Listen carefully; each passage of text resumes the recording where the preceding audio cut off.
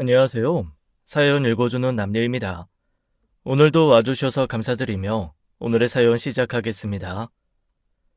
안녕하세요. 저는 수원에 살고 있는 30대 여자입니다. 회사와 집을 오가는 단조로운 삶을 살고 있었죠. 그러다 3년 전 회사 근처 카페에서 한정우라는 남자를 만났습니다. 37, 서울에서 증권회사 다닌다던 그 남자, 저를 보자마자 번호를 달라고 하더라고요. 살면서 그렇게 적극적인 남자는 처음이었어요. 심장이 두근거렸다기보다 어안이 벙벙했죠. 이런 남자가 나한테 왜 대시를 하나 싶었습니다. 그는 다정하고 자상했어요. 저는 그렇게 3년을 연애했습니다. 문제는 제 나이였죠. 34. 결혼 시장에서는 유통기한 코앞인 나이였습니다. 마트에서 오늘까지 할인 스티커 붙은 제품 있잖아요. 제가 딱 그 신세였죠. 명절만 되면 부모님의 잔소리 폭격이 시작됐어요. 서진아, 너 대체 언제 시집 갈 거야? 엄마 친구 딸은 벌써 둘째 낳았다더라. 더 늙으면 누가 널 데려가? 지금도 간신히 팔릴까 말까 한판인데. 남들은 손주 재롱에 입이 찢어지는데 난 네 걱정에 입만 마른다. 35 넘으면 좋은 남자 다 빠지고 찌꺼기만 남아. 지금이 마지막 기회야. 명절 용돈 받으러 갔다가 인생 컨설팅을 받고 오는 게 연례 행사였죠. 통장 잔고는 안 늘어도 스트레스는 복리로 불어났습니다. 이자가 이자를 낳고 스트레스가 스트레스를 낳았어요. 결국 저는 정우에게 조심스럽게 입을 열었습니다. 우리 슬슬 결혼 생각해 볼까? 결혼? 아, 사실 나도 말하려던 참이었어. 진짜? 부담스럽진 않고? 부담은 무슨. 너랑 평생 같이 살고 싶어. 정말? 나도 너무 좋아. 양가 부모님 뵙고 예식장 알아보자. 나 진심이야. 그 말에 속으로 만세를 불렀죠. 부모님한테 드디어 효도하는구나 싶었습니다. 34 먹도록 속 썩이다가 이제야 시집 간다니 눈물이 다 나려고 했어요. 그게 감격의 눈물인지 안도의 눈물인지는 저도 모르겠더라고요. 그날 밤 어머니에게 전화했습니다. 엄마, 곧 좋은 소식 있을 것 같아. 뭐? 설마 결혼이야? 조만간 엄마 사위 소개해 줄게. 아이고, 하나님 감사합니다. 부처님도 감사합니다. 조상님들도 감사합니다. 종교 총동원이시더라고요. 무당 빼고 다 부르신 것 같았어요. 전화를 끊고 거울 앞에 섰습니다. 웨딩드레스 입은 제 모습을 상상해봤죠. 입꼬리가 귀까지 올라갔어요. 세상 모든 게 제 자리를 찾아가는 것 같았습니다. 그 달콤한 평온함 속에서 저는 깊이 잠들었죠. 인생에서 가장 달콤한 밤이었습니다. 물론 그때는 몰랐어요. 이게 재앙의 서막이라는 걸요. 며칠 뒤 저는 정우와 수원역 근처 고깃집에서 저녁을 먹고 있었어요. 삼겹살이 노릇하게 익어갈 때쯤 낯익은 얼굴이 가게로 들어왔죠. 정우의 절친이라는 최민혁이었습니다. 36, 정우랑 어릴 때부터 친했다는 남자였어요. 어? 아이, 정우야, 여기서 보네. 나 밥 먹으러 왔는데 잘 됐다. 합석해도 돼? 야, 민혁아. 당연하지. 앉아. 저는 속으로 좀 불편했지만 내색하지 않았어요. 연인끼리의 저녁이 갑자기 회식이 돼버린 기분이었죠. 그래도 정우 친구니까 참았습니다. 술잔이 몇 순배 돌았을 때 정우가 자리에서 일어났어요. 나 화장실 좀 다녀올게. 정우가 사라지자마자 민혁의 눈빛이 달라졌습니다. 민혁이 제 쪽으로 몸을 바짝 기울이더니 입을 열었죠. 서진 씨, 가까이서 보니까 진짜 예쁘시네요. 아이, 정우 그 녀석이 과분한 여자 만났어요. 솔직히 처음 봤을 때부터 느꼈는데 서진 씨 같은 분이 왜 정우랑 사귀나 싶었거든요. 솔직히 내 친구지만 객관적으로 봤을 때 서진 씨한테 안 어울려요. 저는 대답 대신 고기를 뒤집었어요. 불편함이 연기처럼 피어올랐죠. 근데 이 남자 제 표정을 못 읽는 건지 안 읽는 건지 더 적극적으로 나왔습니다. 저 연봉도 정우보다 훨씬 높아요. 집도 서울 강남에 전세로 있고요. 차도 최근에 외제차 뽑았는데 정우는 아직도 국산차 굴리잖아요. 능력으로 보면 제가 훨씬 낫죠. 서진 씨처럼 예쁜 분은 그 정도 대우 받아야죠. 속으로 실소가 나왔어요. 연봉 자랑, 집 자랑, 차 자랑. 본인 입으로 3종 세트를 읊는 남자는 처음 봤습니다. 자기소개서를 라이브로 발표하시나 싶었죠. 저 남자친구 있어요. 바로 옆자리에 앉았던 사람이요. 에이, 결혼 전에는 누가 누굴 만나든 상관없는 거 아니에요? 반지 끼기 전까진 다 솔로나 마찬가지잖아요. 저한테도 한 번만 기회 주시면 안 될까요? 딱 한 번만요. 밥 한 번만 같이 먹어봐요. 제가 정우보다 얼마나 나은 남자인지 보여드릴게요. 그러더니 제 손을 슬쩍 잡았습니다. 소름이 확 돋았어요. 저는 손을 확 빼며 언성을 높였죠. 지금 뭐 하시는 거예요? 할 일 없으면 고기나 구워요. 서진 씨가 너무 마음에 들어서 그래요. 이런 감정 처음이에요. 연락 한번 주세요. 절대 후회 안 하실 거예요. 진심이에요. 저는 어이가 없어서 민혁을 똑바로 쳐다봤습니다. 세상에 이런 인간이 있구나 싶었어요. 친구 여자친구한테 작업을 거는 것도 모자라 당당하기까지 하다니요. 저는 피식 웃으며 입을 열었죠. 아저씨, 연봉 자랑하기 전에 거울부터 보고 오세요. 외제차가 얼굴까지 업그레이드 해주진 않거든요. 자신감은 실력에서 나오는 거지 착각에서 나오는 게 아니에요. 민혁은 제 말에 기죽기는커녕 피식 웃더라고요.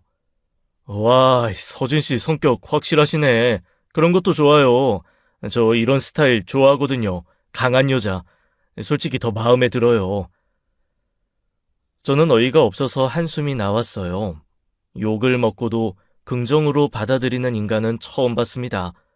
멘탈이 강철인 건지, 뇌가 티타늄인 건지, 아니면 없는 건지 구분이 안 됐어요. 지금 친구 여자친구한테 작업 거는 거예요? 정우 화장실 갔다고 이러는 거예요? 진짜 실망이네요.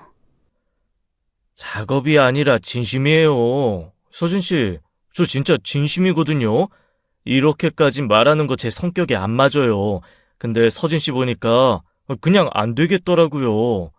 첫눈에 반했어요. 정우한테는 미안하지만 어쩔 수 없어요. 마음이 가는 걸 어떡해요? 뻔뻔함에도 레벨이 있다면 이 인간은 만렙이었습니다. 저는 목소리를 높였어요. 정신 똑바로 차리세요. 다시는 이런 짓 하지 마세요. 불쾌해요. 정우 친구니까 참고 있는 거예요. 한 번만 더 이러시면 정우한테 다 말할 거예요. 민혁은 전혀 기죽지 않더라고요. 오히려 피식 웃으며 저를 뚫어지게 쳐다봤습니다. 그 눈빛이 너무 이상해서 소름이 돋았어요. 말해도 돼요. 상관없어요. 아무리 발버둥 쳐도 소용없어요. 서진 씨, 결국 내 여자가 될 거예요. 운명이에요, 이건. 두고 보세요. 뭐라고요? 미쳤어요? 취했어요? 무슨 소리 하는 거예요? 미친 거 아니에요. 그냥 확신이 있는 거예요. 곧 서진 씨가 먼저 나한테 연락하게 될 거예요. 분명히 그렇게 될 거예요. 기다릴 테니까 걱정 마세요. 저 기다리는 거 잘해요. 세상에 이런 인간이 존재하는구나 싶었어요. 자신감과 망상의 경계를 화끈하게 넘어버린 사람이었죠. 정신병원에서 탈출한 게 아니라 아예 입원 자체를 안 한 케이스 같았습니다. 현대 의학도 많이 발전했다지만 이런 지랄병은 못 고치나 봐요. 그때 정우가 화장실에서 돌아왔어요. 어? 뭐야, 무슨 일이야? 분위기가 왜 이래? 저는 참았던 게 한꺼번에 터졌습니다. 네 친구가 나한테 작업 걸었어. 네가 자리 비우자마자 연락처 달라고 손까지 잡았어. 자기가 너보다 나은 남자라고, 내가 결국 자기 여자가 될 거라고 했다고. 뭐? 민혁아, 이게 무슨 소리야? 정우는 당황한 표정으로 민혁을 쳐다봤어요. 민혁은 웃으면서 손사래를 치더라고요. 아, 야, 오해야, 오해. 술 먹다 보니까 분위기가 좀 이상하게 흘러간 것 같은데 내가 그런 뜻으로 한 말 아니거든. 서진 씨가 좀 예민하게 받아들이신 것 같아. 아, 그냥 예쁘시다고 칭찬한 건데 오해가 생긴 것 같네. 저는 귀를 의심했어요. 방금 전까지 넌 내 여자가 될 거야 라고 한 입으로 오해라니요. 저 입에서 나오는 말은 휘발유인가 싶었습니다. 뱉자마자 증발해버리나 봐요. 오해? 지금 나보고 거짓말쟁이라는 거니? 손잡은 것도 오해야? 서진 씨, 진정하세요. 술자리에서 제가 농담이 좀 과했나 보네요. 정우야, 진짜 오해야. 내가 왜 네 여자친구한테 그래? 서진아, 일단 좀 진정하고. 정우야, 나 먼저 갈게. 이 자리에 더 있기 싫어. 서진아, 잠깐만. 얘기 좀 하고 가. 저는 정우의 만류를 뿌리치고 가게를 나왔어요. 밤 공기가 차갑게 얼굴을 때렸지만 속은 더 차가웠죠. 분노에 찬 발걸음으로 집을 향해 걸었습니다. 그날 이후 저는 정우의 연락을 며칠간 씹어버렸어요. 전화가 오면 거절 버튼을 눌렀고 문자가 오면 일십을 날렸죠. 정우는 포기를 모르는 남자였습니다. 하루에 10통씩 전화가 왔어요. 문자는 셀 수도 없었죠. 서진아, 제발 전화 좀 받아. 진짜 미안해. 민혁이한테 내가 확실하게 얘기했어. 우리 집으로 와. 얼굴 보고 얘기하자. 제발 이러지 마. 일십 당하면서도 계속 문자를 보내는 걸 보니 진념 하나는 대단했어요. 그 진념을 연애 말고 주식에 썼으면 부자가 됐을 텐데 말이죠. 결국 저는 정우의 끈질긴 부탁에 못 이겨 수원에 있는 정우 집으로 향했습니다. 현관문을 열고 들어서자 술 냄새가 확 풍겼어요. 거실에는 정우와 민혁이 나란히 앉아 소주를 마시고 있었죠. 둘 다 이미 얼굴이 벌겋게 달아올라 있었습니다. 저는 민혁을 보자마자 얼굴이 굳어졌어요. 왜 이 인간이 여기 있어? 서진아. 오늘 민혁이가 사과하러 왔어. 그래서 내가 불렀어. 저는 어이가 없었어요. 화해시켜 주겠다고 가해자를 데려다 놓은 거였죠. 소매치기 당한 사람한테 소매치기범 데려와서 악수하라는 격이었습니다. 민혁이 자리에서 일어나 제게 다가왔어요. 그리고 고개를 숙이며 입을 열었죠. 서진 씨, 지난번 일은 정말 죄송합니다. 술이 과해서 제가 실수를 했어요. 진심으로 반성하고 있습니다. 앞으로 절대 그럴 일 없을 거예요. 제가 원래 그런 사람 아닌 거 정우도 알아요. 한 번만 용서해 주세요. 서진아, 민혁이가 진심으로 반성하고 있어. 얘가 원래 나쁜 놈 아니야. 술 먹고 실수한 거야. 얘가 어릴 때부터 같이 자란 내 절친이거든. 나한테 형제 같은 놈이야. 부모님도 민혁이 잘 알아. 우리 엄마가 민혁이 밥도 차려줬어. 형제 같은 놈이 친구 여자친구한테 작업을 걸어? 그러니까 술 때문에 그랬다니까. 서진아, 제발. 예비 와이프랑 내 절친이 사이가 안 좋으면 내가 결혼 생활을 어떻게 편하게 하겠어? 친구 이놈 하나여서 매번 얼굴 봐야 하는데 어떡해. 서진아, 내 얼굴 좀 봐서 한 번만 넘어가줘. 저는 한숨이 나왔어요. 결혼을 앞두고 이런 일로 싸우고 싶지 않았습니다. 정우 얼굴에 철판 깔고 비비는 것 같아서 기분이 찝찝했지만 그래도 정우를 위해 일단 받아주기로 했죠. 사랑하면 이 정도는 참아야 하는 건가 싶기도 했고요. 알았어. 근데 다음에 한 번만 더 이러면 그땐 진짜 용서 없어? 어색한 분위기 속에서 셋이 함께 술을 마시기 시작했어요. 공기가 무거웠죠. 정우는 분위기를 띄운다며 연거푸 소주를 들이켰습니다. 아자, 우리 다 같이 한잔하자. 오늘 화해 기념이야. 원샷. 아이, 자, 미녀가 너도 마셔. 아이, 서진아, 너도. 그래, 서진 씨 한 잔 받아요. 제가 따를게요. 네. 아유, 좋다. 야, 이게 화해지. 우리 셋이서 앞으로 잘 지내보자. 진짜야. 원샷. 정우는 금세 만취해버렸어요. 화해 분위기 만들겠다고 혼자 원샷을 10번은 한 것 같았죠. 제가 한 잔 마실 때 정우는 3잔을 비웠습니다. 비틀거리며 방으로 들어가더니 침대에 쓰러져 코를 골기 시작했어요. 분위기 띄우러 온 사람이 제일 먼저 뻗어버리다니요. DJ가 첫 곡 틀자마자 퇴장한 격이었죠. 저도 술이 적당히 올라 머리가 어지러웠습니다. 몸이 천근만근 무거웠죠. 저는 민혁에게 말했어요. 정우도 취해서 자니 오늘은 이만 파해요. 민혁 씨도 이제 그만 집에 가서 쉬세요. 하지만 민혁은 움직이지 않았습니다. 자리에 앉은 채 저를 뚫어지게 쳐다보더라고요. 그 눈빛이 고깃집에서 봤던 그 눈빛이었어요. 등줄기가 서늘해졌죠. 민혁이 갑자기 제 옆으로 바짝 다가와 앉았습니다. 서진 씨, 정우보다 내가 더 좋은 남자야, 진짜야. 정우는 서진 씨한테 과분해. 아까 내가 사과한 거 있잖아, 그거 정우 때문에 한 거야. 내 진심은 변한 적 없어. 뭐라고요? 지금 무슨 소리예요? 됐고, 일어나요. 가세요. 나 진심이야. 서진 씨 처음 봤을 때부터 마음에 들었어. 이건 운명이야. 저는 취기 속에서도 위험을 감지했어요. 뒤로 물러나려 했죠. 그 순간 민혁이 제 손목을 확 붙잡았습니다.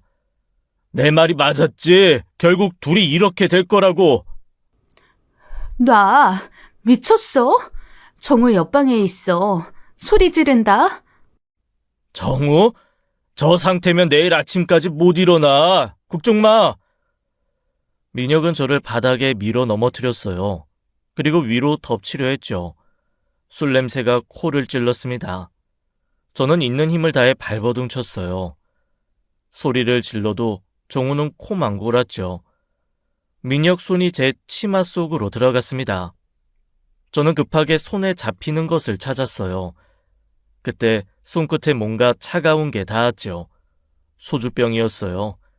저는 그걸 잡아 그대로 민혁의 머리를 향해 힘껏 내리쳤습니다. 퍽. 민혁은 비명을 지르며 머리를 감싸쥐고 옆으로 쓰러졌어요. 피가 흘러내렸죠. 저는 헐떡이며 민혁을 내려다봤습니다. 그때 깨달았어요. 고깃집에서 제가 했던 말이 있었죠. 다음에 한 번만 더 이러면 용서 없다고요. 약속은 지켜야 하는 거라고 저는 배웠습니다. 그래서 소주병으로 머리를 깨주는 걸로 약속을 지켰네요. 참 교육적인 밤이었죠. 민혁은 머리에서 피를 흘리며 바닥에서 신음했어요. 저는 소주병을 내려놓고 휴대폰을 집어들었습니다. 112에 전화를 걸었어요. 여보세요? 신고할 게 있어요. 어떤 미친 새끼가 저 성추행하려고 해서 제가 소주병으로 머리 쳤어요. 네? 죽진 않은 것 같고 지금 피 흘리고 있어요. 전화를 끊고 나니 온몸에서 힘이 빠졌습니다. 민혁은 바닥에서 신음하며 피를 흘리고 있었죠. 정우는 여전히 옆방에서 코를 골고 있었어요. 세상에 이런 상황이 있나 싶었습니다. 여자친구가 성추행 당했는데 코 고는 남자친구라니. 방범 기능이 완전히 고장난 거였죠. 곧 경찰과 119 구급대가 도착했어요. 민혁은 들것에 실려 병원으로 이송됐습니다. 머리에서 피를 흘리면서도 저를 노려보더라고요. 그 눈빛이 억울하다는 건지 원망하는 건지 모르겠지만 저는 단호하게 외면했어요. 제 치마에 손을 넣었을 때부터 저놈은 머리가 터지든 손목이 날아가든 결정된 거였죠. 저는 경찰차에 타고 경찰서로 갔습니다. 사건 경위에 대해 조사를 받았죠. 그래서 소주병으로 머리를 때린 이유가 뭐죠? 제가 밀어도 안 떨어지고 제 위로 올라와서 절 덮치려고 했어요. 손이 제 치마 속까지 들어와서 팬티를 벗기려고 했어요. 손에 잡히는 게 소주병이라 그걸로 때렸어요. 안 때렸으면 제가 당했어요.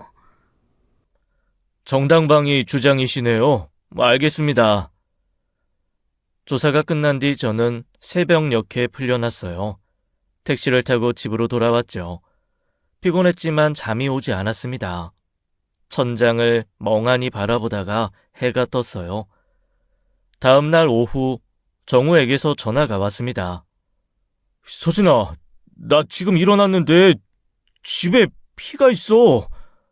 민혁이한테 연락했더니 병원이래. 대체 무슨 일이야? 네가 취해서 잔 사이에 민혁이 그 개새끼가 나 덮치려고 했어. 그래서 내가 소주병으로 머리 깨졌어. 왜? 뭐? 민혁이가? 그래서 경찰서 갔다 왔어. 성추행 미수로 신고도 했고. 전화기 너머로 정우가 한참 말이 없었어요. 충격 받았나 싶었죠. 그런데 정우의 다음 말에 제가 충격을 받았습니다. 네가 민혁이한테 오해할 만한 행동한 건 아니고? 뭐라고? 민혁이가 원래 점잖은 놈이거든. 술자리에서 네가 좀 과하게 스킨십한 건 아니야? 민혁이가 착각할 만한 행동을 했다든가. 저는 귀를 의심했어요. 제가 방금 뭔 개소리를 들은 건지 순간 뇌에 입력이 안 되더군요. 성추행 당할 뻔한 여자친구한테 이게 할 소리인가요? 피해자한테 네가 잘못한 거 아니냐고 묻는 인간은 처음 봤습니다. 처음은 아니었죠. 뉴스에서 많이 봤어요. 그런 인간들. 내 남자친구가 그 부류일 줄은 몰랐을 뿐이죠. 너 지금 나한테 그 말이 하고 싶었던 거야? 네 친구 편드는 거야? 편드는 게 아니라 객관적으로 보자는 거지. 민혁이가 진짜 그럴 놈이 아니거든. 미친 새끼 아니야, 이거? 저는 말문이 막혔어요. 분노가 치밀어 올랐죠. 더 이상 대화할 가치를 못 느꼈습니다. 저는 아무 말 없이 전화를 끊어버렸어요. 그리고 멍하니 앉아 있었죠. 3년이었습니다. 3년을 만난 남자가 이런 인간이었어요. 저는 정우에 대한 실망감으로 연락을 끊어버렸어요. 전화가 와도 받지 않았고 문자가 와도 읽지 않았죠. 3년 사귄 남자가 성추행범 친구 편을 들다니 내가 사람 보는 눈이 이렇게 없었나 싶어서 자괴감이 들었습니다. 어느 날 퇴근 후 회사 정문을 나섰는데 낯선 여자가 저를 기다리고 있었어요. 40 초반쯤 되어 보이는 여자였죠. 그 여자가 제게 다가와 입을 열었습니다. 윤서진 씨 맞죠? 저 한정은이에요. 정우 누나요. 잠깐 얘기 좀 할 수 있을까요? 정우 누나라니 처음 듣는 사람이었어요. 정우가 누나 있다는 얘기를 한 적이 있긴 했죠. 저는 불안한 마음으로 근처 카페에 정은과 마주 앉았습니다. 단도직입적으로 말할게요. 민혁이 그 애 제가 어릴 때부터 봐온 애예요. 진짜 얌전하고 점잖은 애예요. 그런 애가 갑자기 그런 짓을 했다는 게 도저히 믿기지가 않아요. 믿기지 않으시면 경찰서 가서 조서 확인해 보세요. 그러니까 내 말은 혹시 서진 씨가 남자들한테 오해받을 만한 행동을 평소에 하는 거 아니에요? 술자리에서 좀 과하게 친한 척 한다든가. 이것들이 쌍으로 난리였어요. 피는 못 속인다더니 DNA가 확실하더라고요. 지금 저한테 무례한 말씀하시는 거 아세요? 무례한 게 아니라 사실 확인이에요. 민혁이가 그럴 애가 아니거든요. 그리고 서진 씨, 그렇게 문란한 행동하시면 결혼 후에도 문제 생겨요. 솔직히 말할게요. 저는 이 결혼 반대예요. 그냥 연애만 하시든지 아니면 깔끔하게 헤어지세요. 저는 잠시 숨을 골랐어요. 분노가 치밀어 올랐지만 여기서 소리 지르면 제가 미친년이 되는 거였죠. 저는 차갑게 웃으며 입을 열었습니다. 아, 네. 그러니까 정리하면요. 남자가 제 치마 속에 손 넣고 팬티 벗기려고 한 건 점잖은 거고, 그걸 막은 제가 문란한 거예요? 가문의 기준이 참 독특하시네요. 성추행범이 점잖은 집안이면 사기꾼은 신사고, 살인마는 영웅이겠네요? 그리고 언니, 저도 솔직히 말할게요. 성추행범 편드는 집안이랑 100년가량 맺을 생각 없으니까 걱정 마세요. 오히려 제가 헤어질까 고민 중이었거든요.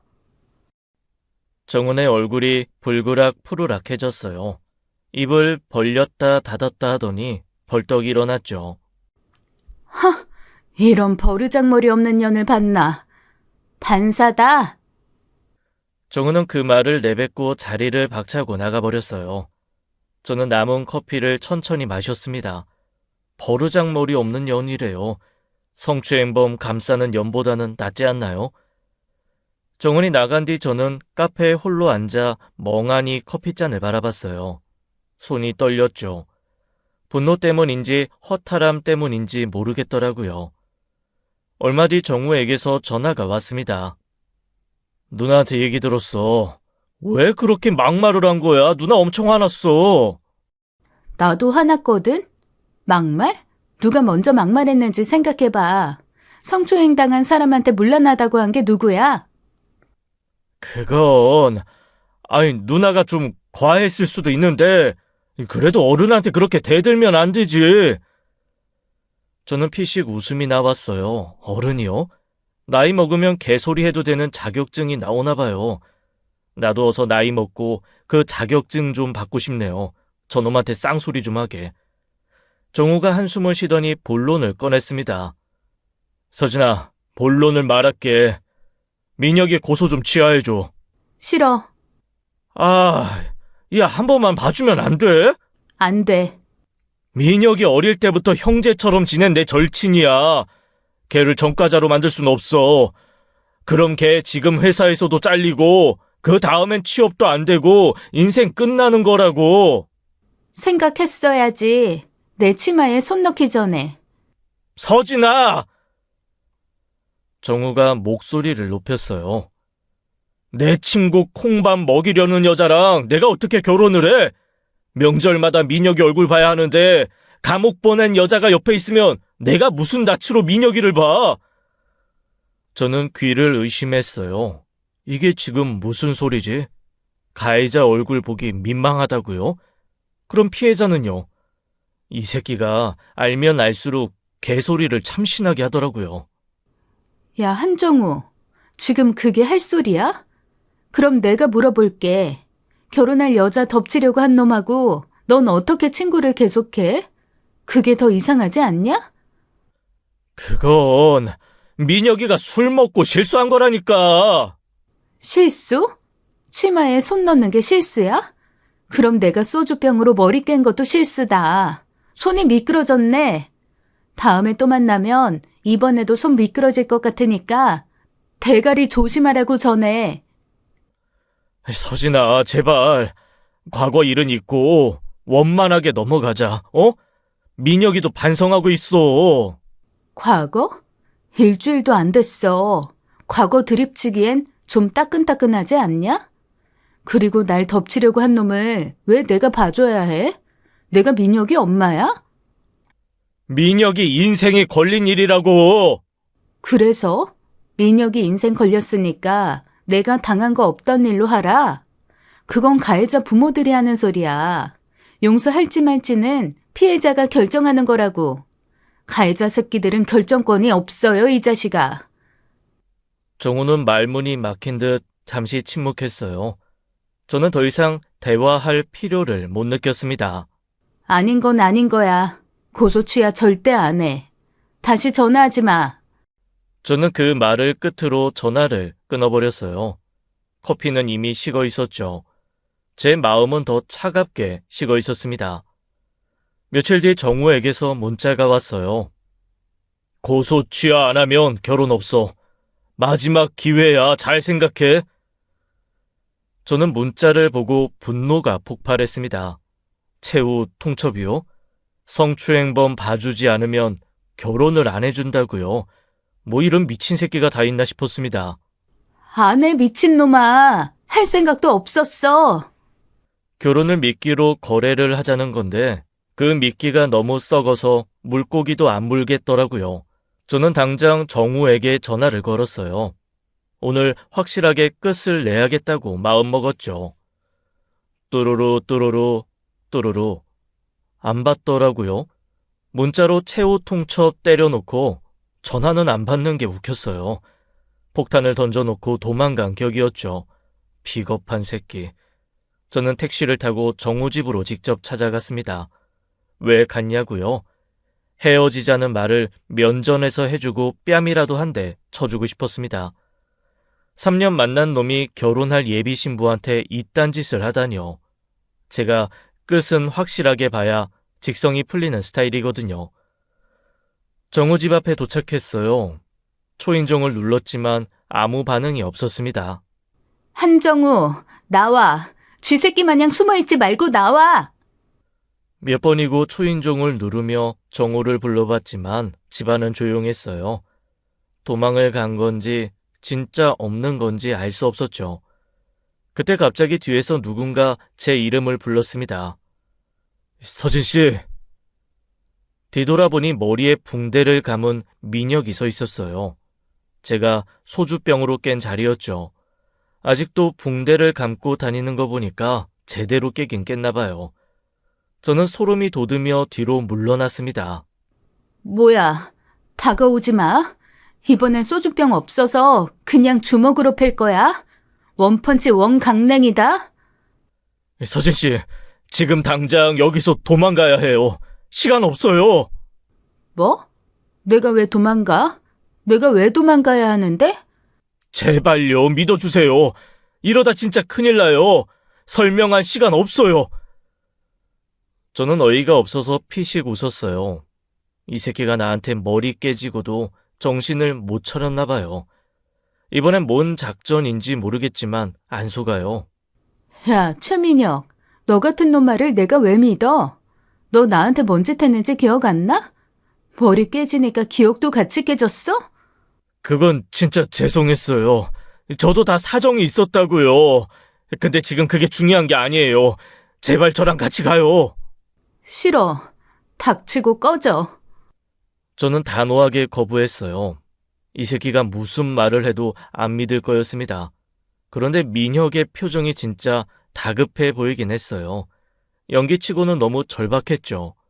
뭔가 이상한 느낌이 들었습니다. 민혁이 계속 도망가자고 재촉하는 그 순간이었어요. 아파트 엘리베이터가 열리더니 한 여자가 걸어 나왔습니다. 30 중반쯤 되어 보이는 여자였죠. 그 여자는 저를 보자마자 눈에 불을 켰어요. 빠른 걸음으로 다가왔습니다. 저는 누군지 몰라 멍하니 서 있었어요. 옆을 보니 민혁의 얼굴이 하얗게 질려 있었죠. 서진 씨 빨리 도망가요. 제발요. 이러다가 뒤져요. 뭔데 갑자기 그래? 저 여자 누군데? 민혁이 대답하기도 전에 여자가 제 앞에 딱 멈춰섰어요. 숨을 헐떡이며 저를 노려보더라고요. 그리고 입을 열었죠. 네가 윤서진이냐? 나 한정우 마누라다 이년아. 마누라요? 저는 머릿속이 하얗게 변했습니다. 마누라라고요? 정우가 결혼을 했다고요? 내가 그 단어를 처리하는 데 시간이 필요했어요. 3년을 만났는데 마누라가 있다고요? 그럼 나는 뭐예요?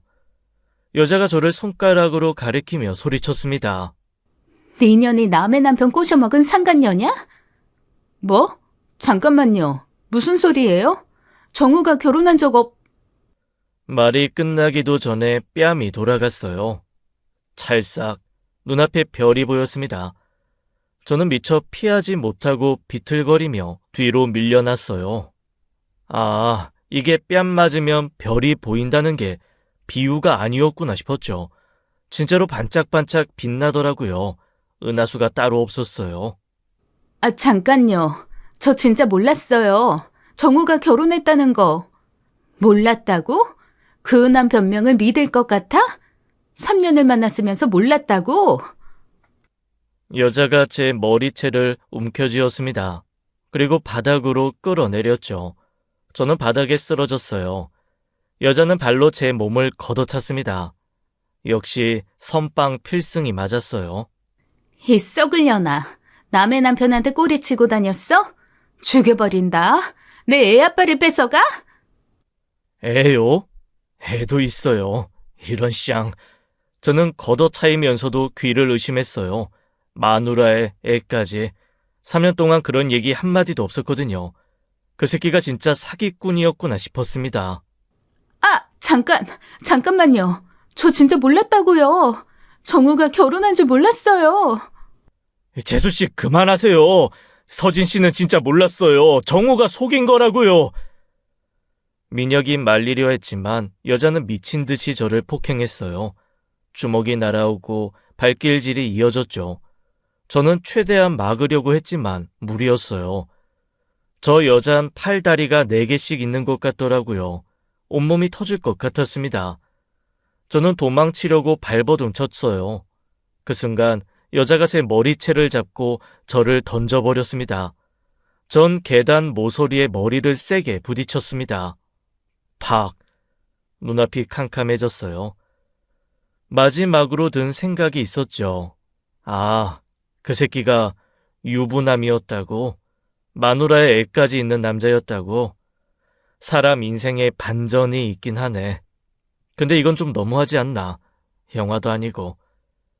그 생각을 끝으로 저는 의식을 잃었습니다. 온몸이 무겁고 머리가 깨질 듯 아팠어요. 눈을 떠보니 천장이 하얗더라고요. 소독약 냄새가 코를 찔렀습니다. 여기가 병원이구나 싶었어요. 살아있긴 한 거구나. 죽었으면 천국이든 지옥이든 소독약 냄새는 안 나겠죠. 의사가 와서 제 상태를 설명했습니다. 계단에서 굴러 머리에 심한 충격을 받으셨어요. 다행히 뇌출혈은 없는데 뇌진탕이 왔고요. 왼팔이 부러졌고 갈비뼈도 2대가 나갔습니다. 당분간 절대 안정이 필요해요. 왼팔이 부러지고 갈비뼈 2대요. 태어나서 처음으로 뼈가 부러져 봤습니다. 어렸을 때 뼈 부러질까봐 그네도 안 탄 저인데 말이에요. 저는 온몸에 깁스와 붕대가 감긴 제 모습을 내려다봤어요. 거의 미라 수준이었죠. 3년 연애의 결말이 전신 깁스라니. 로맨스로 시작해서 호러로 끝났네요. 저는 간호사에게 부탁해 제 핸드폰을 가져오게 했어요. 그리고 민혁에게 전화를 걸었죠. 최민혁, 나 윤서진이야. 지금 당장 땡땡 병원으로 와. 네? 서진씨, 괜찮아요? 살아있으니까 전화했지. 빨리 와. 할 말 있어. 전화를 끊고 1시간 정도 기다렸어요. 민혁이 병실 문을 열고 조심스럽게 들어왔습니다. 제 꼴을 보더니 얼굴이 새파랗게 질리더라고요. 서진씨, 이게 무슨... 야, 최민혁. 저는 차갑게 웃으며 입을 열었어요. 네 말대로 내가 먼저 연락했네. 기다렸냐? 민혁은 고개를 푹 숙인 채 아무 말도 못했습니다. 고깃집에서 저한테 했던 말 기억나요? 결국 네가 먼저 연락하게 될 거라고. 그래, 연락했다. 근데 이런 상황에서 연락하게 될 줄은 나도 몰랐죠. 인생 참 시발. 거래하자. 성추행 고소 취하해줄게. 대신 지금부터 진실을 다 말해라. 진실이요? 한정우가 대체 누구야? 그 미친년은 뭐고? 나한테 왜 이런 짓을 한 거야? 다 말해. 민혁은 입을 다물고 있었어요. 저는 목소리를 낮췄습니다. 말 안 해? 그럼 네가 다니는 회사에 연락할게. 성추행 미수로 고소당한 거 다 말해줄게. 회사에서 잘리겠지? 그래도 말 안 해? 그럼 네 부모님한테도 연락할게. 아들이 친구 여자친구 덮치려다가 소주병으로 머리 깨진 거 다 말해줄게. 민혁의 얼굴이 창백해졌어요. 5초 줄게. 5초 안에 입 안 열면 진짜 전화한다. 하나, 잠깐만요. 둘, 알았어요. 말할게요. 셋. 말하다니까! 민혁은 한참을 망설이다가 무거운 입을 열기 시작했습니다. 정은은, 서울에 본처가 있어요.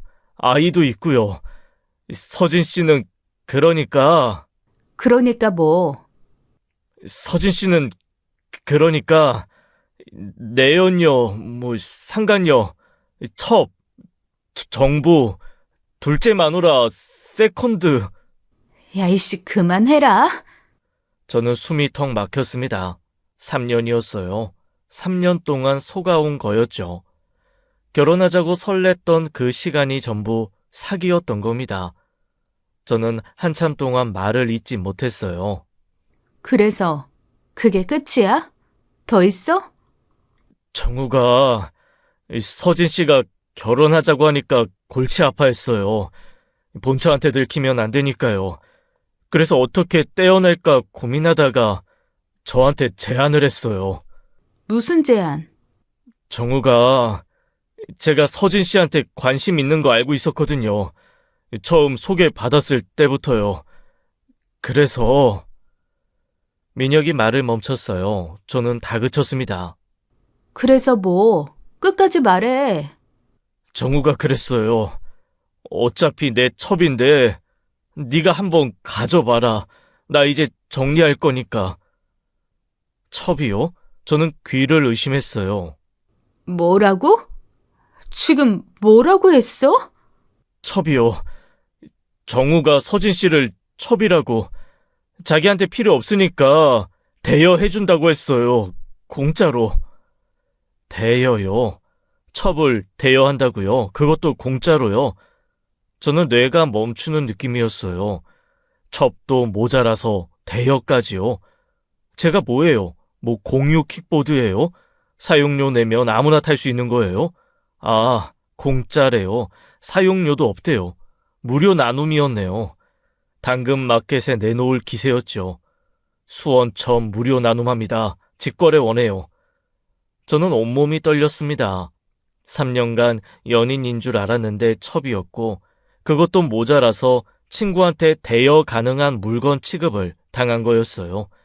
분노가 머리끝까지 치밀어 올랐죠. 세상에 이런 쓰레기가 있나 싶었습니다. 아니, 쓰레기한테도 미안한 비유였어요. 쓰레기는 최소한 분리수거라도 되지. 저놈은 재활용도 안 되는 산업 폐기물이었죠. 민혁이 고개를 푹 숙이며 말했어요. 저도 잘못했어요. 진짜 죄송해요.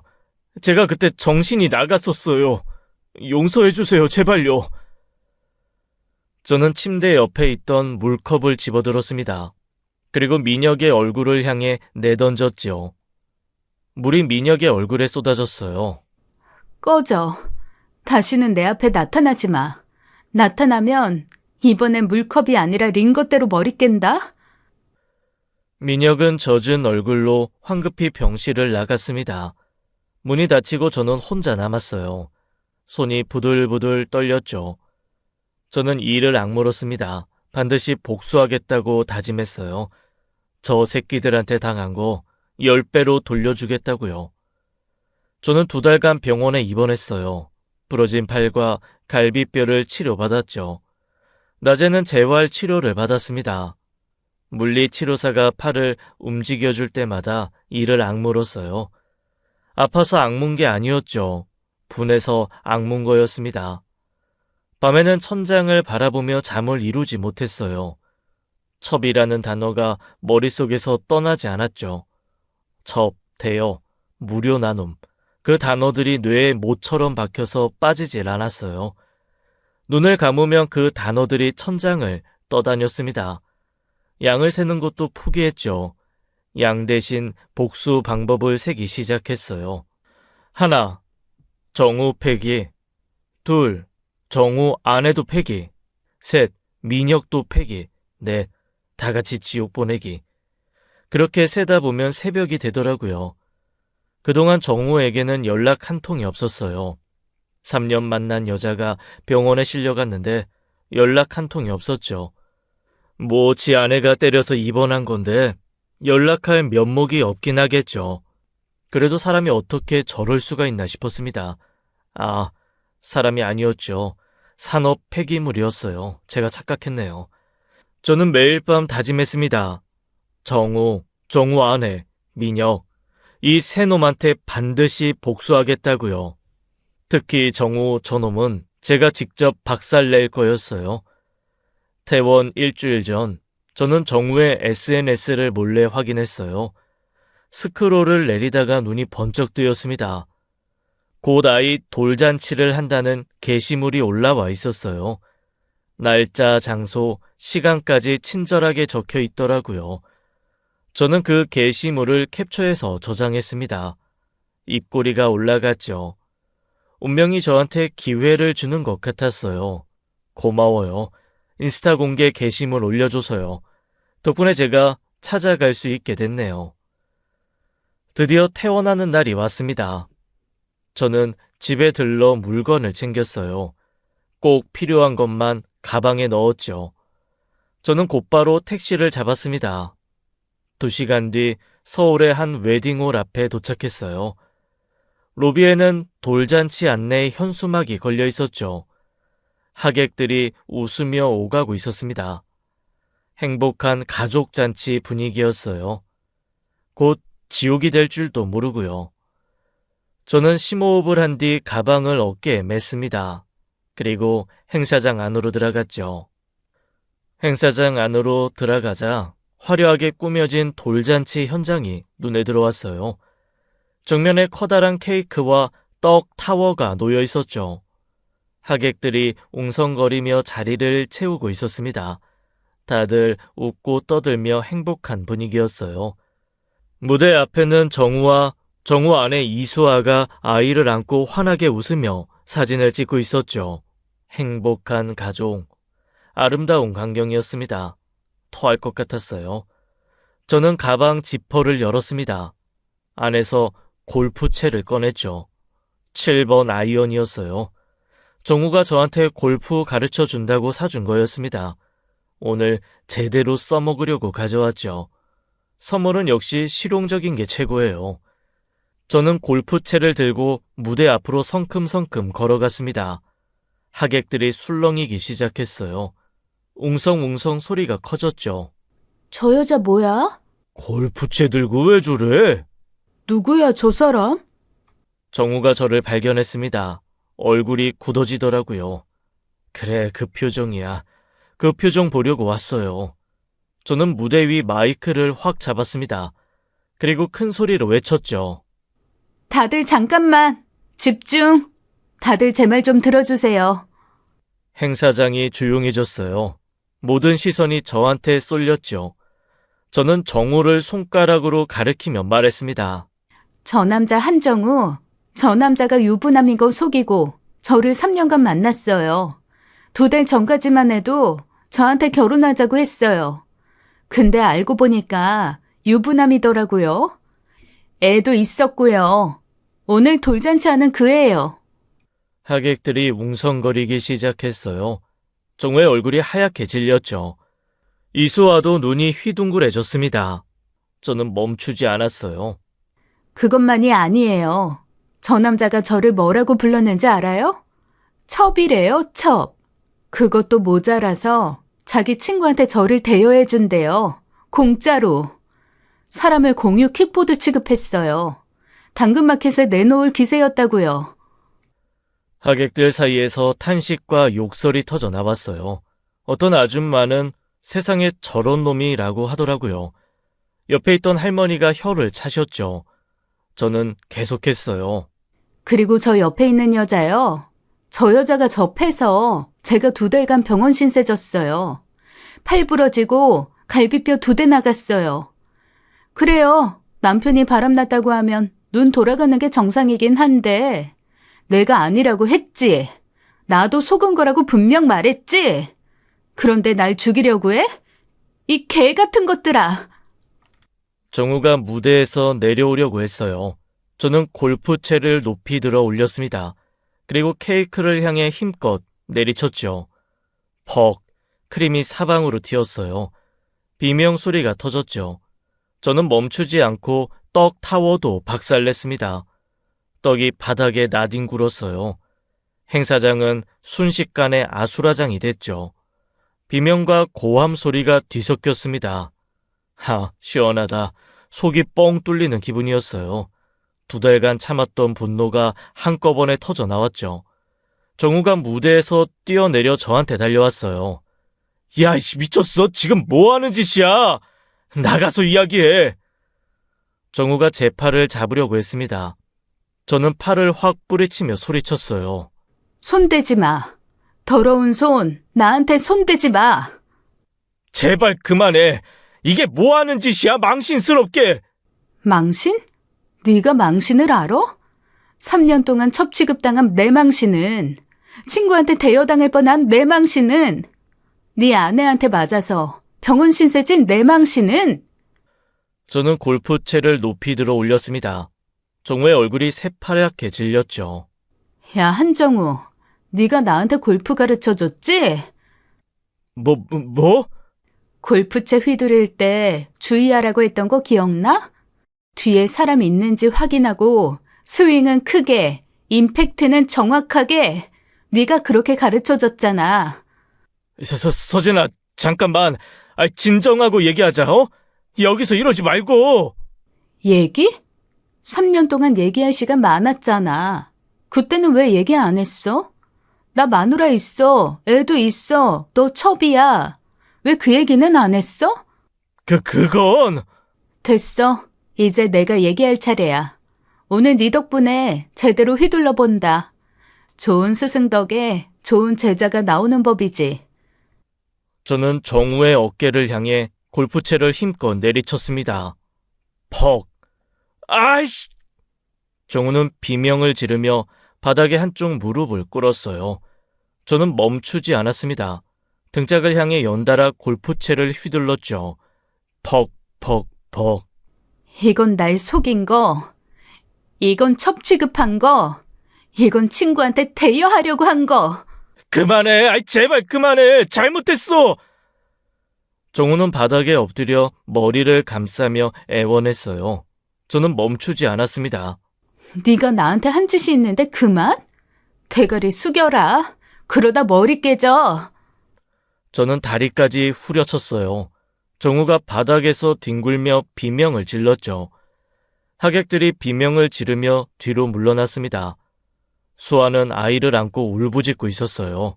그만해요. 제발 그만해요. 사람 죽어요. 걱정 마세요. 안 죽여요. 죽이면 제가 손해니까. 이 정도면 골절 몇 개로 끝나요. 저처럼요. 아수라장이었죠. 저는 숨을 헐떡이며 바닥에 쓰러진 정우를 내려다봤습니다. 골프채를 바닥에 내던졌어요. 땡그랑 소리가 났죠. 주변 사람들이 숨도 못 쉬고 저를 바라보고 있었습니다. 저는 그 사람들을 둘러보며 입을 열었어요. 뭘 쳐다봐?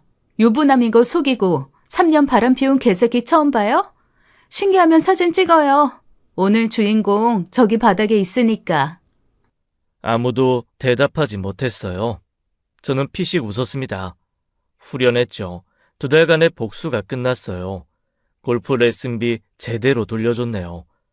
정우가 바닥에 쓰러진 채 저를 향해 악을 썼어요. 윤서진, 너 고소한다. 폭행죄로 고소할 거야. 두고 봐. 너 인생 끝이야. 그래 고소해. 나도 너랑 네 마누라 고소한다. 너는 사기, 네 마누라는 폭행의 살인미수. 법정에서 보자.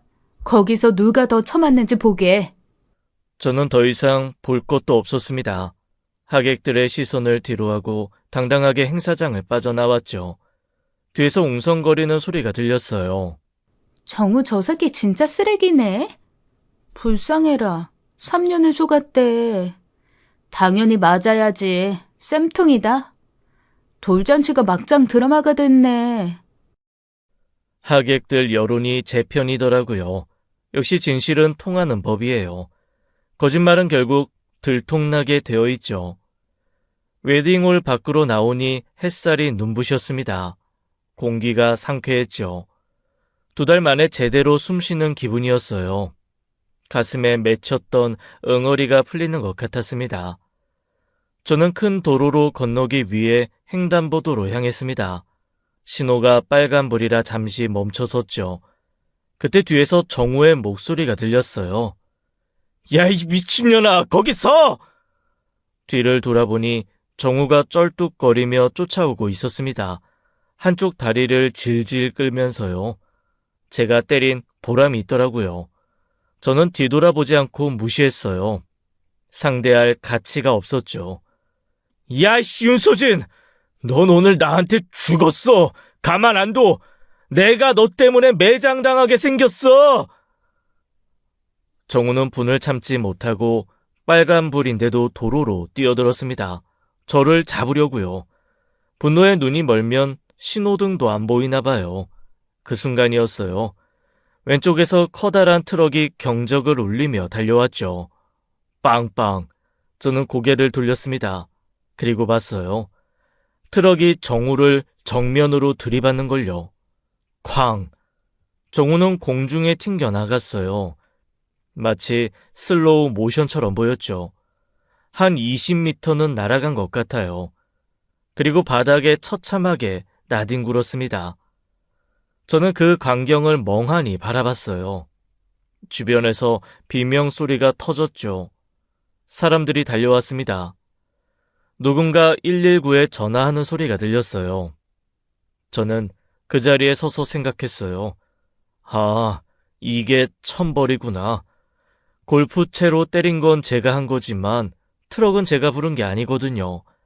빨간불에 뛰어든 건 저놈 선택이었어요. 자업자득이었죠. 교통법규는 지키라고 있는 거예요.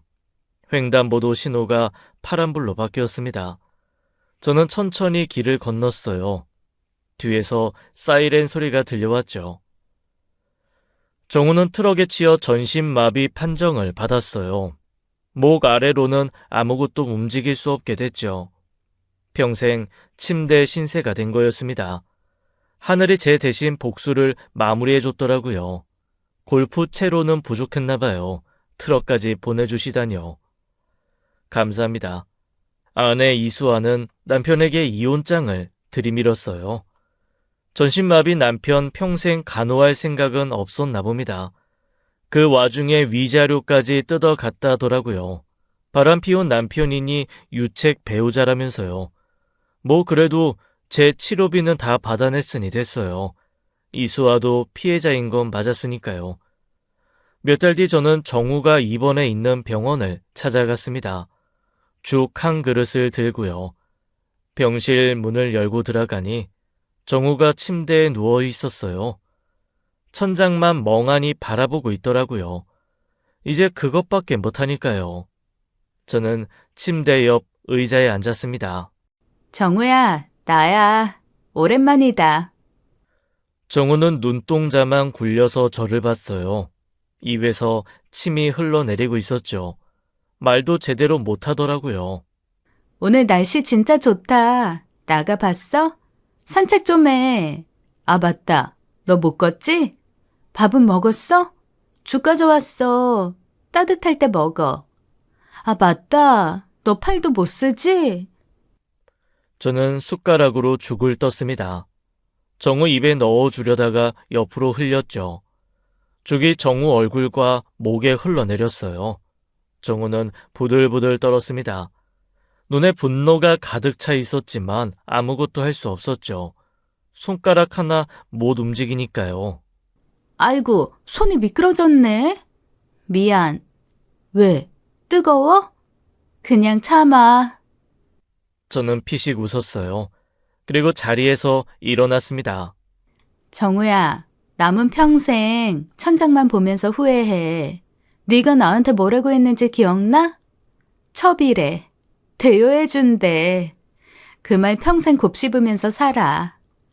아, 내가 정말 개새끼였구나. 그래서 이런 벌을 받았구나 하면서. 저는 병실을 나왔어요. 뒤에서 정우가 끙끙거리는 소리가 들렸지만 뒤돌아보지 않았습니다. 뿌린 대로 거두는 법이에요. 남을 속이고 이용한 자는 결국 자기가 뿌린 씨앗의 열매를 맛보게 되지요. 정우는 3년간 저를 속였고 첩 취급했고 친구한테 대여하려 했어요. 그 대가로 평생 천장만 보며 살게 됐습니다. 공평하지 않나요? 이 정도면 됐어요. 이 이야기를 듣는 분들께 한마디 할게요. 유부남한테 속지 마세요. 그리고 빨간불에는 절대 뛰어들지 마세요. 교통법규는 지키라고 있는 거예요. 지금까지 사연 읽어주는 남녀였습니다. 끝까지 함께 해주신 여러분 감사드리며 저희는 다음 사연으로 돌아올게요. 감사합니다.